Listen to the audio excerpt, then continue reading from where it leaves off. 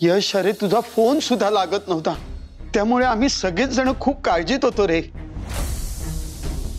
नायक साहेब, माझा phone switch off झाला होता, मग कसा लागणार फोन? मी इथून निघताना फोनचं चार्जिंग पण बघितलं नाही आणि चार्जर पण घेऊन गेलो नाही, घाईघाईतच निघालो ना. आणि तुम्हाला सांगतो नायक साहेब, हायवेवर एवढं ट्रॅफिक जाम होतं ना, 3 तास तिथे थांबल्यानंतर कळलं की पुढे ऍक्सिडेंट झालाय आणि 6-7 तास काय गाड्या हलणार नाही, म्हणून मग मी कंटाळून निघून आलो. पण एक मिनिट, मी तर कामासाठी गेलो होतो ना, आणि तिथे पोहोचल्यावर मी फोन करणारच होतो. मग तुम्ही सगळे एवढे टेन्शन मध्ये का आहात? थांब, हे बघ. आपण पाहू शकता पुण्याच्या एक्सप्रेस हायवेवर किती मोठा अपघात झालाय. ऑइलचा टँकर डिवायडरवर धडकून हा अपघात झालेला आहे. सरकारच्या सर्व यंत्रणा पूर्णपणे कामाला लागलेल्या आहेत. अरे बापरे, एवढा मोठा ऍक्सिडेंट झालाय? हो ना यश, अरे म्हणून तर खूप काळजी वाटली आम्हाला सगळ्यांना. अरे तू विचारतोस टेन्शन कसलं आलंय तुम्हाला म्हणून? आणखी थोडा वेळ आला नसतास ना तर जीव गेला असता माझं यश. हो, मला तुम्ही काय बोलताय तुम्ही? नायक साहेब सॉरी, नाही माझा मोबाईल स्विच ऑफ झाल्यामुळे हा सगळा गोंधळ झालाय. म्हणून सांगते, आपल्या बायकोच्या टेन्शन मधनं डोकं बाजूला काढून इतर गोष्टींमध्येही लक्ष दे. अश्विनी, हे सगळं बोलायची ही वेळ नाहीये. एक मिनिट, निवी कुठे?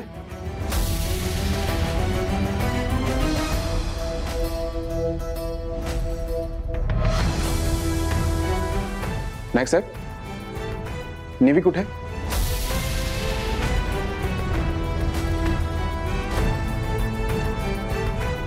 नायक साहेब, मी काय विचारतोय, निवी कुठे?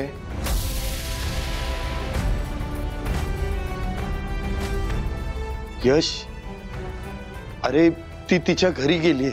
घरी गेलीये?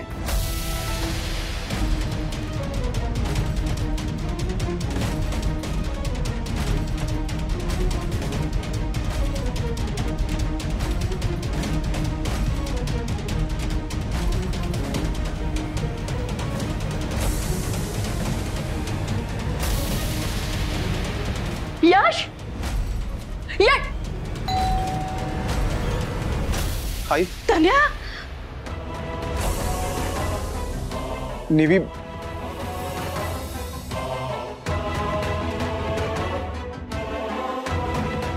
निवी निवी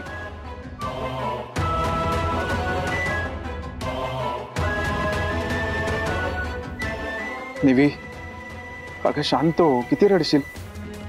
मी आलोय ना आता. धन्या, अरे कुठे होतास तू? तू ठीक आहेस ना? आम्हाला किती काळजी वाटत होती रे तुझी. तुला लागलं नाहीये ना काही? आई, मला काही झालेलं नाहीये. तू कुठे होतास धन्या? अरे मी किती फोन केले तुला एकदाही फोन लागला नाही. कुठे होतास, कुठे तू धन्या? तुला काही झालं असतं ना धन्या तर मी जिवंत राहू शकले नसते. अरे शांत हो निवी. मला माहित होतं तू येशील. मी देवाला सांगितलं होतं की माझ्या धन्याला काही करून सुखरूप घरी घेऊन ये, आणि तू आलास धन्या, तू आलायस.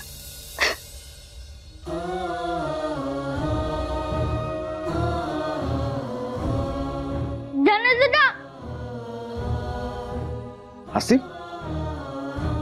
धना दादा, कुठे होतास तू? मला तुझी खूप आठवण येत होती. कुठे होतास तू धना दादा? हसीम बाळा, काय झालं? अरे कशाला रडतोयस? शांत हो. धना दादा, मी टीव्ही वरची न्यूज बघितली. मी खूप घाबरलो आणि निविता पण खूप घाबरली होती. तुम्ही सगळे माझी खूप आठवण काढत होता ना, म्हणून बाप्पाने मला सुखरूप घरी पाठवलं. धन्या, अरे कुठे होतास तू? अरे किती शोधलं तुम्हाला, तुझा फोन पण लागत नव्हता. सत्या, गुंड्या, अरे कशाला रडताय? आलोय ना मी. हा चला, शांत व्हा, चला चला. तू सुखरूप यावास म्हणून माझ्या निवीने देव पाण्यात ठेवले होते आणि शेवटी देव पावला बघ. बरं, आता तुम्ही काळजी करू नका, मी आलोय ना. निवी चल, आपण आपल्या घरी जाऊया. चल.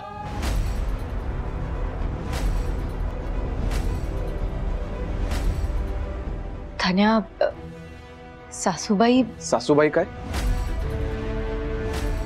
निवी, नेमकं काय झालंय ते मला एकदा खरं खरं आणि नीट सांग. धन्या, झालं असं की आई, पाहिलत ना कसं शेपूट हलवत त्या निवीच्या पाठी निघून गेला ते. तेच ना, आपण इतकी काळजी करतोय त्याचं काही आहे का त्याला? आल्याला गेला महाराणीला भेटायला. केतकी, अगं बायको आहे ती त्याची. बाबा, एक मिनिट. माझी पण बायको आहे, पण मी बायको आणि फॅमिलीमध्ये कधीच भेदभाव केला नाही. अभय, अरे काय बोलतोयस तू हे? अरे नुकतंच लग्न झालंय त्यांचं आणि त्यात ही ऍक्सिडेंटची बातमी. अरे तुम्ही सगळ्यांनी त्या पोरीच्या मनाचा थोडा तरी विचार करा रे. आणि तो यश परत आलाय हे त्या पोरीला सांगायला नको होतं?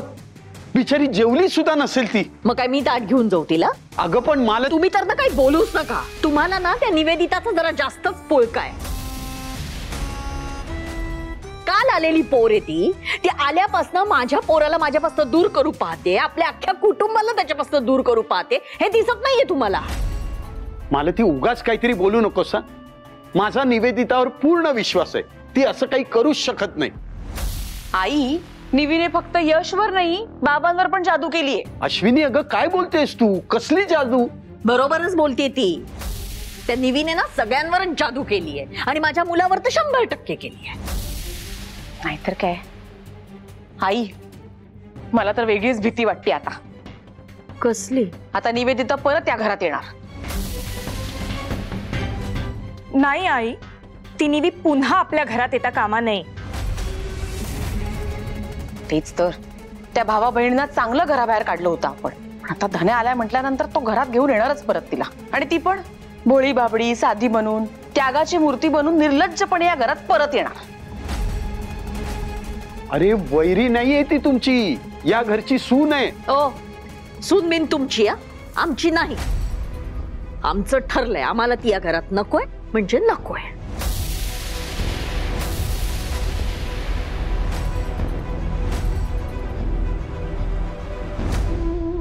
अच्छा, असं झालंय तर चल ये. पण त्या मला घरात नाही घेणार. असं काही नाही होणार. मी आहे ना, विश्वास ठेव माझ्यावर. चल निवी.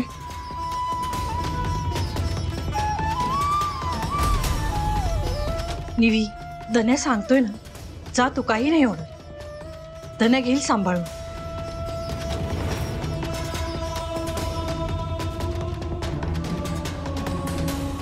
आसिफ, ये चल.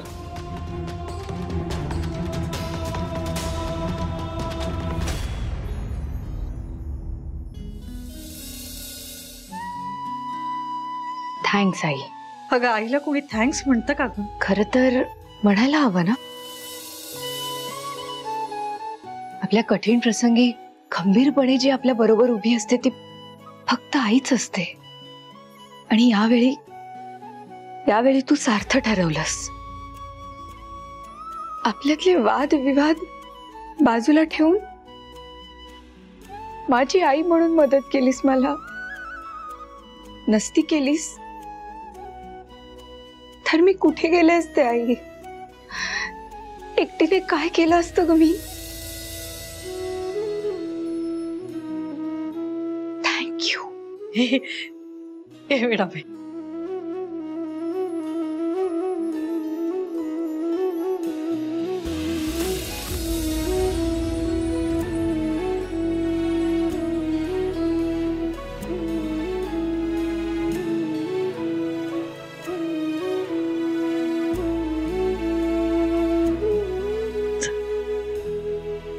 ये. बघा, आला. आई, तुम्हाला म्हटलं होतं ना, हा धन्या महाराणीला घेऊनच येणार इकडे म्हणून. हो, का नाही घेऊन यायचं मी? निवी माझी बायको आहे, हे विसरलत का? आणि काय हो मालतीबाई, नाही, एखाद्याचा तिरस्कार करणं मी समजू शकतो, पण निवीला तुम्ही पायगुणावरून बोललात. पांढऱ्या पाहिजे म्हणालात. हो म्हणाले, कारण तिच्यामुळे तसं वाईट साईड घडतंय म्हणून म्हणाले. अहो मालतीबाई, कुठल्या जमान्यात जगताय तुम्ही? मुली पुरुषांच्या खांद्याला खांदा लावून जॉब करतात. अहो माणसांनी चंद्रावर पावलं टाकलीत आणि तुम्ही पाय गुण्याच्या गोष्टी करताय. ए तुझं ते विज्ञान फिज्ञान मला नको सांगूस. तुझा विश्वास नसेल ना तरी माझा आहे.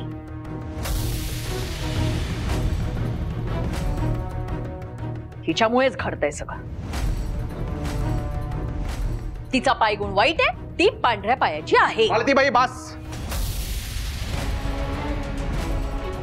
बस. निवी या घरासाठी काय काय करत नाही. या घरात काय हवं काय नको ते सगळं बघते, जॉब पण करते. ज्या सुनेमुळे या घराला घर पण येतं त्याच सुनेला तुम्ही पांढऱ्या पायाचे म्हणताय. मी एक दिवस काय घराबाहेर गेलो, निवीला तुम्ही घरातून बाहेर काढलं. चला आई पण राहू दे बाजूला, बाई पण कुठे गेलं तुमचं. मुलगा घरात नसताना सासू सुनेला घराबाहेर काढते, याला काय अर्थ आहे. आणि यापेक्षा वाईट काहीच नाहीये मालतीबाई जगात.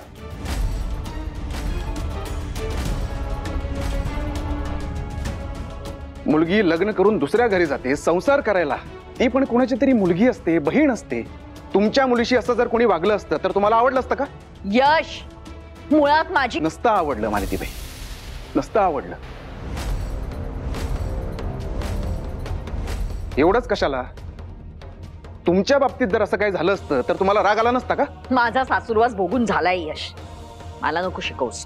हो ना, मग त्यावरून तरी तुम्ही शिकायला हवं होतं. स्वतःच्या वेदना दिसतात तुम्हाला मालतीबाई, पण दुसऱ्या स्त्रीच्या भावना नाही दिसत. अश्विनी वहिनी मला माहिती आहे, आमचं लग्न एका वेगळ्याच परिस्थितीत झालं. निवी अचानक आपल्या घरी राहायला आली, त्यात असीम पण राहायला आला. गर्दी वाटत असेल ना तुला. वाटत असेल काय, वाटतीच आहे मला माहितीये. आणि म्हणून तो काय निवीला घराबाहेर काढशील. धन्या, घरातला सगळा खर्च मी करते, मला शिकवू नकोस. बस अश्विनी वहिनी बस. काय सारखं मी खर्च करते मी खर्च करते. तू खर्च करत असलीस ना तरी एक गोष्ट लक्षात ठेव, हे घर नाईक साहेबांच्या नावावर आहे. त्यामुळे तू निवीला घरातून बाहेर काढूच शकत नाही. आणि आता निवी ही या घरची सून आहे हे तुम्ही सगळ्यांनी मान्य करा. तुम्ही ही जगा आणि आम्हालाही जगू द्या. बापरे, आई पाहिलं का काय म्हणतोय तुमचा लेख. नाही, या घरात जे काही वाद होतात ना, जे काही भांडण होतात ना, ती आपल्यामुळे. हो तुमच्यामुळेच. तुम्हाला निवीबद्दल जरासा जरी प्रेम असतं ना तरी तिला बाहेर काढलाच नसता तुम्ही. तुम्हाला निवी या घरात नकोच आहे, पण मी तसं होऊ देणार नाही मालतीबाई. आणि एक गोष्ट तूही लक्षात ठेव निवी, तुला कुणीही हे घर सोडून जायला सांगितलं किंवा तुला कुणीही काहीही बोललं तरी तू कुठेही जायचं नाहीयेस.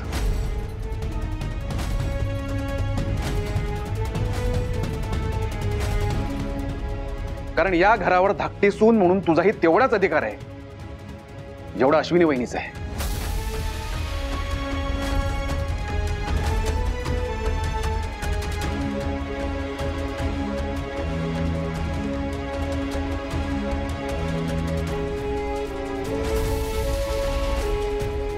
चल असे ये.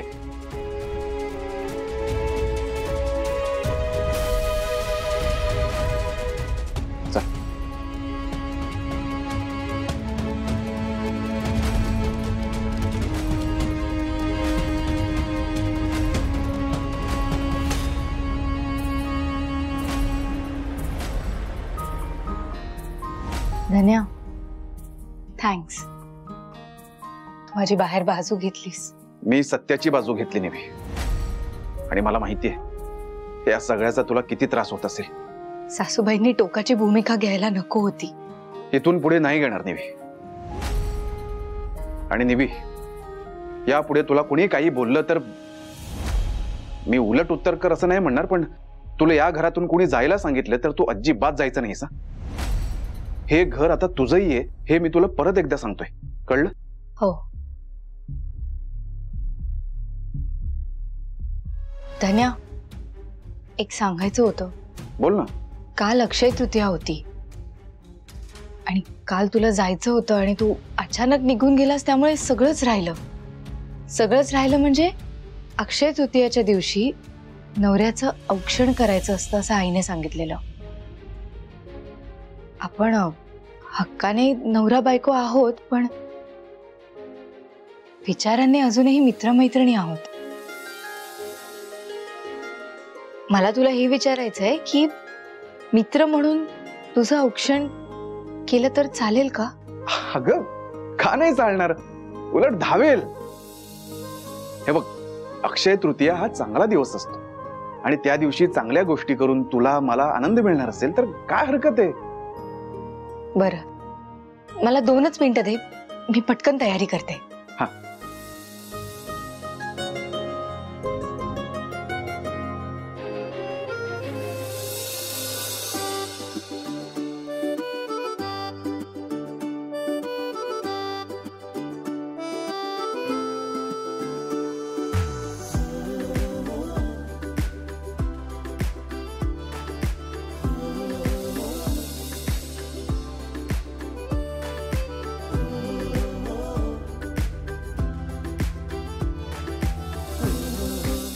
निवी, जेव्हा जेव्हा मला असं कोणी ओळखतं ना, तेव्हा मला असं वाटतं की माझा वाढदिवसच आहे.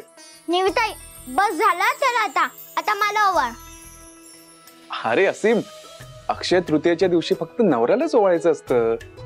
पण तो दिवस तर काल होता. बघा निवी, बघ तुझा भाऊ कसा हुशार झालाय. ओवाळा साहेबांना. या साहेब या. या बसा. थांब.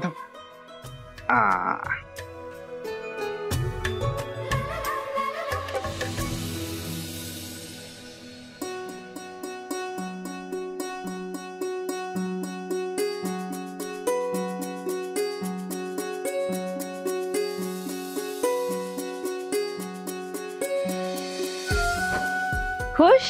एकदम खुश. निवी, एक मिनिट. काय झालं?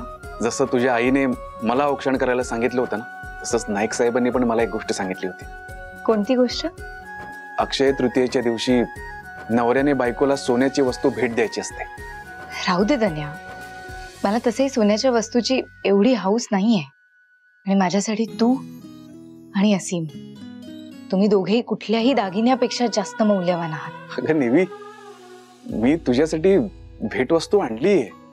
धन्या, अरे काय गरज होती? धन्या, एवढं बर्डन असताना आणि पैसे कुठून आले? तू मित्राकडून उसने घेतलेस? धन्या, अरे काय गरज होती हे गिफ्ट? अगं हो, शांत हो. मी कुठूनही पैसे उसने घेतलेले नाहीयेत. आणि मनात देण्याची भावना असेल ना, तर देव सुद्धा भरभरून देतो. म्हणजे मी काल एक्झिबिशनला नाही जाऊ शकलो, पण त्यांनी ऍडव्हान्स म्हणून मला काही पैसे पाठवले होते, त्यातनच घेतलं. पण तरी धन्या. निवी, थांब दाखवतो. असे धन्या, अरे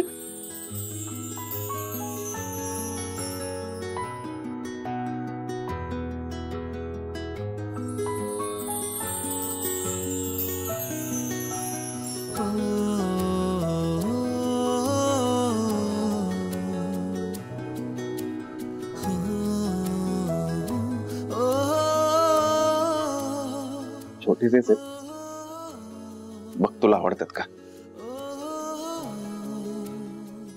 सुंदर आहेत धन्या. घालून बघ ना. धना दादा, तू घाल ना. ती कशी घालणार? अरे घालेल ना ती, जमेल तिला. असं कसं जमेल? तूच घाल. अरे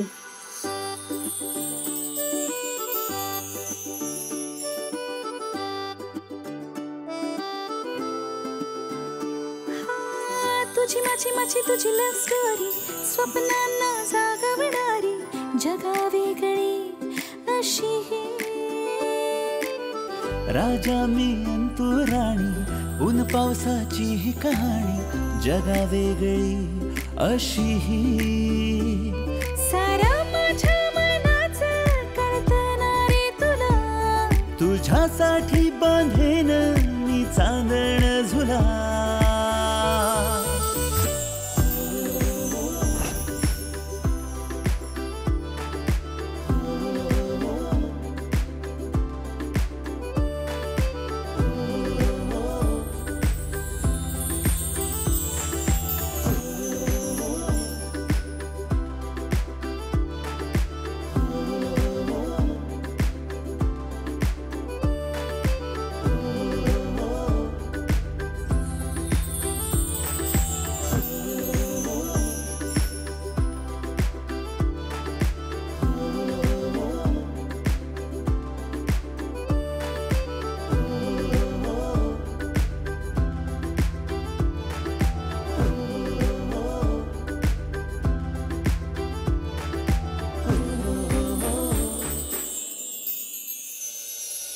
निविताई, कानातले खूप भारी दिसतायत हा. खरंच धन्या, खूप छान आहेत कानातले. थँक्यू. निविताई, आपण तिघांनी एक सेल्फी काढायचं का? काढूया ना. दुर्योधन, तुझा फोन दे ना. आ गया.